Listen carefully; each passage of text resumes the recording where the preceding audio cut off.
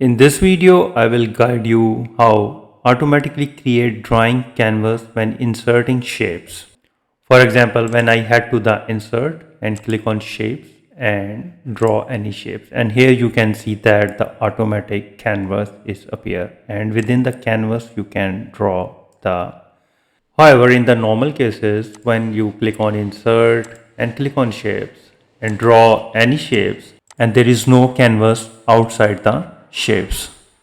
So how you can enable that? So head to the files and click on the options, and under the advanced tab you need to click on this automatically create drawing canvas when inserting auto shapes. Click on that and click OK, and now click insert, go to the shapes and pick any either. So you can see that canvas is inserted and you can insert the shapes inside the canvas.